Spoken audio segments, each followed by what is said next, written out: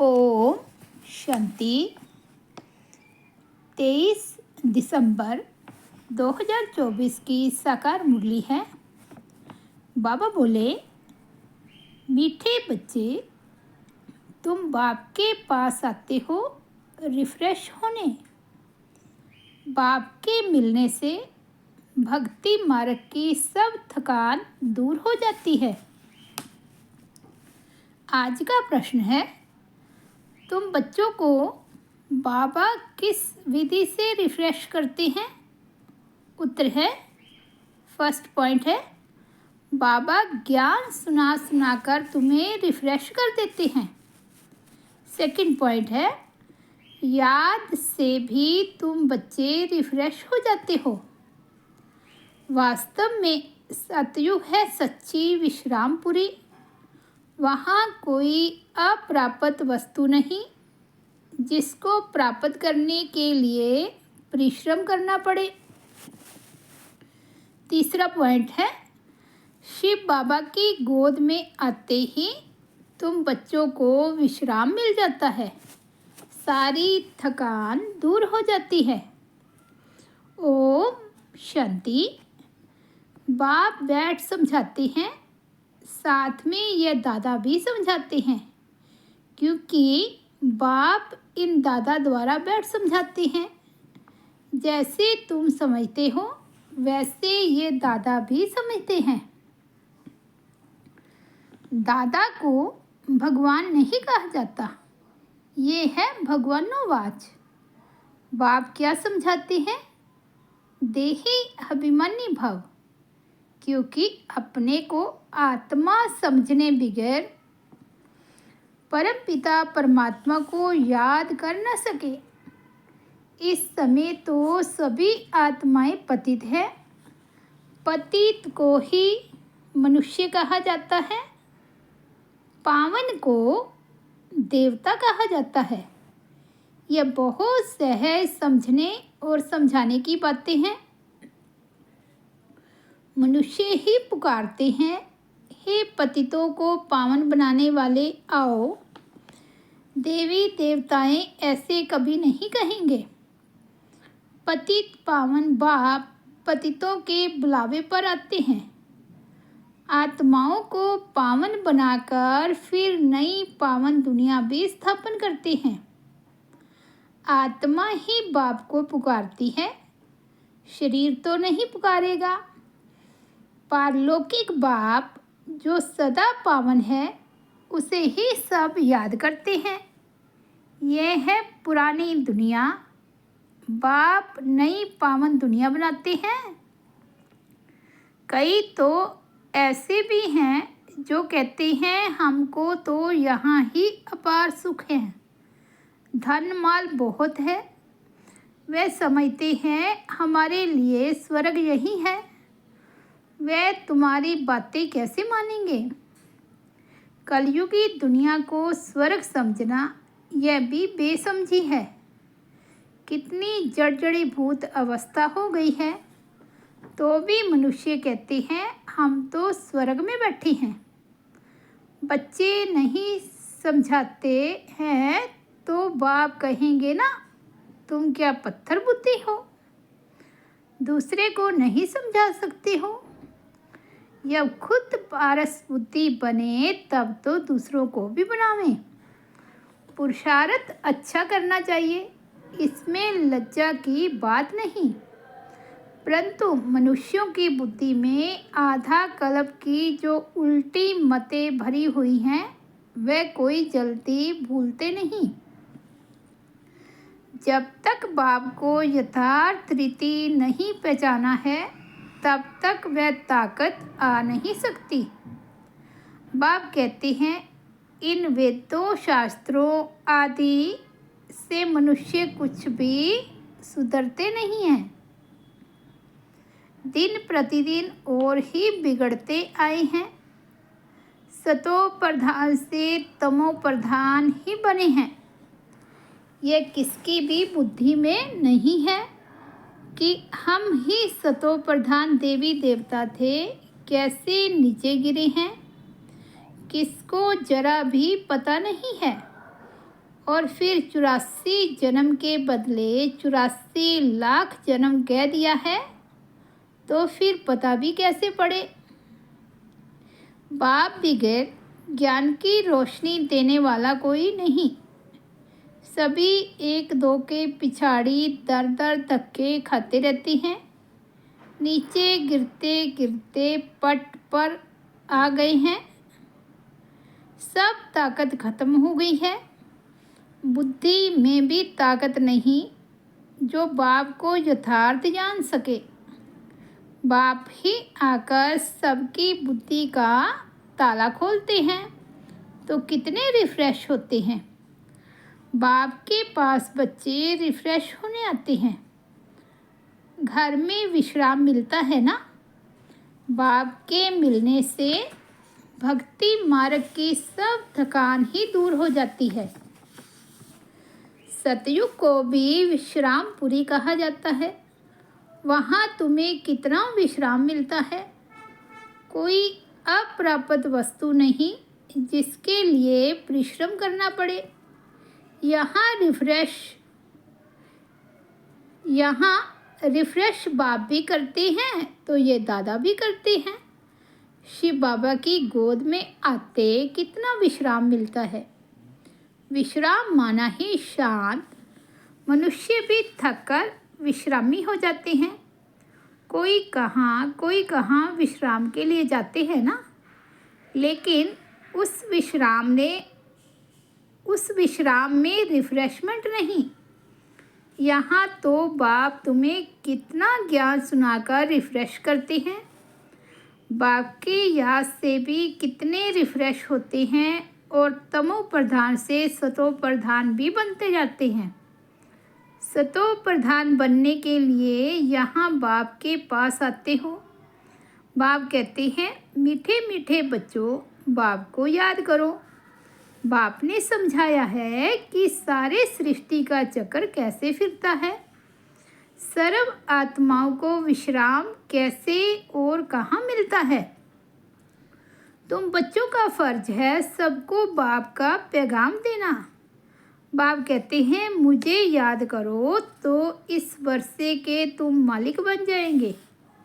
बाप इस संगम युग पर नई स्वर्ग की दुनिया रचते हैं जहाँ तुम जाकर मालिक बनते हो। फिर द्वापर में माया रावण के द्वारा तुम्हें श्राप मिलता है तो पवित्रता, सुख, शांति, धन आदि सब खत्म हो जाता है। कैसे धीरे धीरे खत्म होता है वह भी बाप ने समझाया है। दुखधाम में कोई विश्राम थोड़े ही होता है। सुखधाम में विश्राम ही विश्राम है। मनुष्यों को भक्ति कितना थकाती है। जन्म जन्मांतर भक्ति से कितने थक जाते हैं। कैसे एकदम कंगाल बन गए हो। ये सारा राज बाप बैठ समझाते हैं। नए नए आते हैं तो उन्हें कितना समझाना होता है। हर एक बात पर मनुष्य कितना सोचते हैं, समझते हैं कहाँ जादू ना हो। अरे तुम ही कहते हो भगवान जादूगर है, तो बाप कहते हैं हाँ मैं बराबर जादूगर हूँ, परंतु वह जादू नहीं जिससे मनुष्य भेड़ बकरी बन जाए। यह बुद्धि से समझा जाता है। यह तो जैसे रीढ़ मिसल है। गायन भी तो है सुरमंडल के साथ से। इस समय तो जैसे सभी मनुष्य रीढ़ बकरियां हैं। ये बातें सारी यहाँ की है। इस समय का ही गायन है। कल्प के पिछाड़ी को भी मनुष्य समझ नहीं सकते। चंडिका का कितना बड़ा मेला लगता है। वह कौन थी। कहते हैं वह एक देवी थी। ऐसा नाम तो वहाँ कोई होता ही नहीं। सतयुग में कितने अच्छे सुंदर नाम होते हैं। सतयुगी संप्रदाय को श्रेष्ठाचारी कहा जाता है। कलयुगी संप्रदाय को तो कितना अच्छी अच्छी टाइटल देते हैं। अभी के मनुष्यों को श्रेष्ठ नहीं कहेंगे। देवताओं को श्रेष्ठ कहा जाता है। गायन भी है, मनुष्य से देवता किए करतना लागी वार। मनुष्य से देवता, देवता से मनुष्य कैसे बनते हैं, ये राज बाप ने तुम्हें समझाया है। उनको डेटी वर्ड, इनको ह्यूमन वर्ड कहा जाता है। दिन को सोजरा, रात को अंधेरा कहा जाता है। ज्ञान है सोजरा, भक्ति है अंधेरा। अज्ञान नींद कहा जाता है ना। तुम भी समझते हो कि आगे हम कुछ भी नहीं जानते थे तो नेति नेति कहते थे, अर्थात हम नहीं जानते। अभी तुम समझते हो, हम भी तो पहले नास्तिक थे, बेहद के बाप को ही नहीं जानते थे। वह है असली अविनाशी बाबा, उसे सर्व आत्माओं का बाप कहा जाता है। तुम बच्चे जानते हो, अभी हम उस बेहद के बाप के बने हैं। बाप बच्चों को गुप्त ज्ञान देते हैं। ये ज्ञान मनुष्यों के पास कहाँ मिल ना सके। आत्मा भी गुप्त है। गुप्त ज्ञान आत्मा धारण करती है। आत्मा ही मुख द्वारा ज्ञान सुनाती है। आत्मा ही गुप्त बाप को गुप्त याद करती है। बाप कहते हैं, बच्चों देह अभिमानी नहीं बनो। देह अभिमान से आत्मा की ताकत खत्म हो जाती है। आत्म अभिमानी बनने से आत्मा में ताकत जमा होती है। बाप कहते हैं, ड्रामा के राज को अच्छी रीति समझकर चलना है। इस अविनाशी ड्रामा के राज को जो ठीक रीति जानते हैं वह बहुत हर्षित रहते हैं, सदा हर्षित रहते हैं। इस समय मनुष्य ऊपर जाने की कितनी कोशिश करते हैं। समझते हैं ऊपर में दुनिया है। शास्त्रों में सुन रखा है ऊपर में दुनिया है, तो वहाँ जाकर देखें।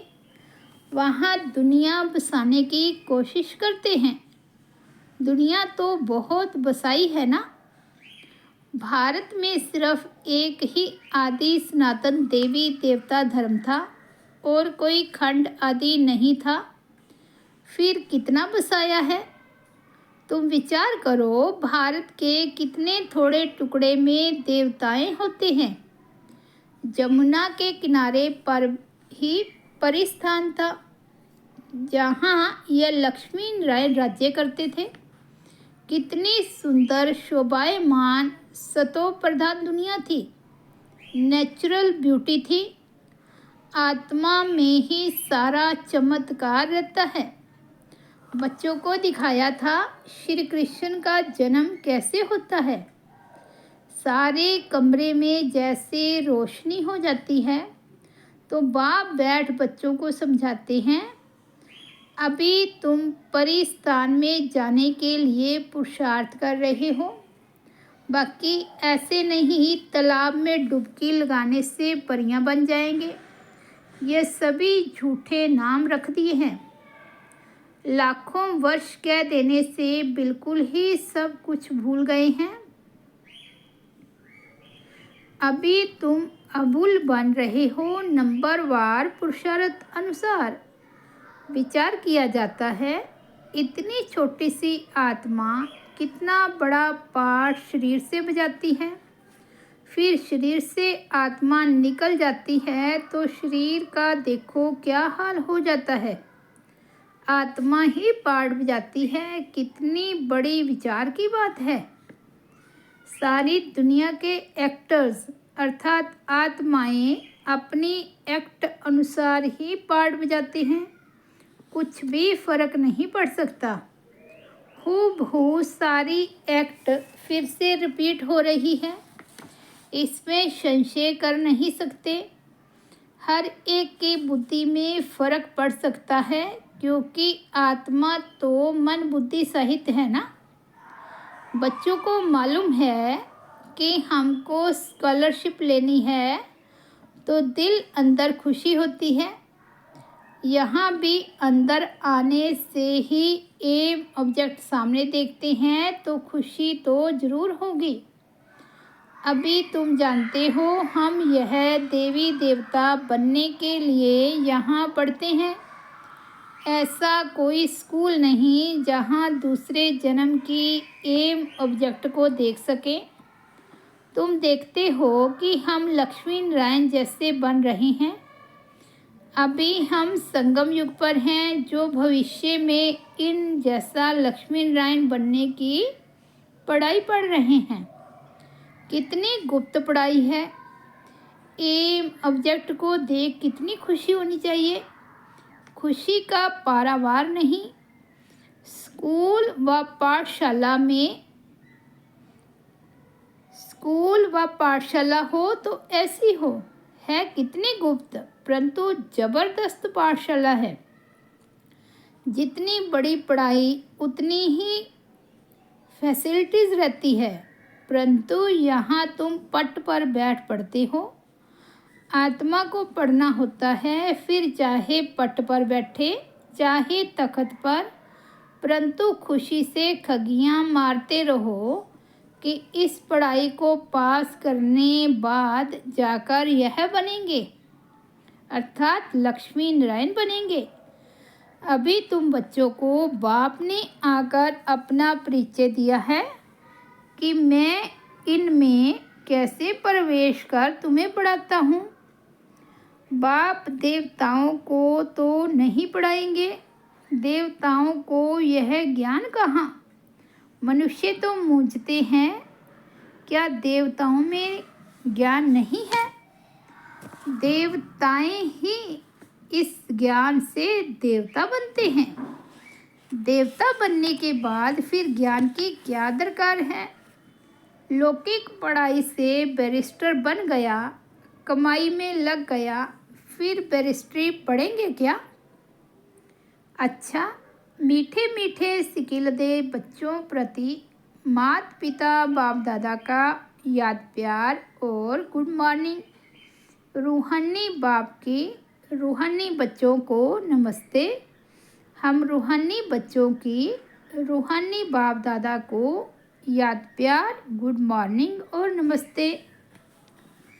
धारणा के लिए मुख्य सार फर्स्ट पॉइंट है, अविनाशी ड्रामा के राज को यथार्थ समझ हर्षित रहना है। इस ड्रामा में हर एक एक्टर का पार्ट अपना अपना है जो हूबहू बजा रहे हैं। सेकंड पॉइंट है, एम ऑब्जेक्ट को सामने रख खुशी में खगियां मारनी है। बुद्धि में रहे हम इस पढ़ाई से ऐसा लक्ष्मी नारायण बनेंगे। आज का सतगुरु बाबा का वरदान है, याद और सेवा के शक्तिशाली आधार द्वारा तीव्र गति से आगे बढ़ने वाले माया जीत भव। याद और सेवा के शक्तिशाली आधार द्वारा तीव्र गति से आगे बढ़ने वाले माया जीत भव। ब्राह्मण जीवन का आधार याद और सेवा है। यह दोनों आधार सदा शक्तिशाली हो तो तीव्र गति से आगे बढ़ते रहेंगे। अगर सेवा बहुत है, याद कमज़ोर है, व याद बहुत अच्छी है, सेवा कमज़ोर है, तो भी तीव्र गति नहीं हो सकती। याद और सेवा दोनों में तीव्र गति चाहिए। याद और निस्वार्थ सेवा साथ साथ हो तो मायाजीत बनना सहज है। हर कर्म में कर्म की समाप्ति के पहले सदा विजय दिखाई देगी। आज का स्लोगन है, इस संसार को अलौकिक खेल और परिस्थितियों को अलौकिक खिलौने के समान समझकर चलो। इस संसार को अलौकिक खेल और परिस्थितियों को अलौकिक खिलौने के समान समझकर चलो। अच्छा, ओम शांति। तो ये थे 23 दिसंबर 2024 के बाबा के अनमोल महावाक्य। मुरली की हेडलाइन है, मीठे बच्चे, तुम बाप के पास आते हो रिफ्रेश होने। बाप के मिलने से भक्ति मार्ग की सब थकान दूर हो जाती है। ओम शांति।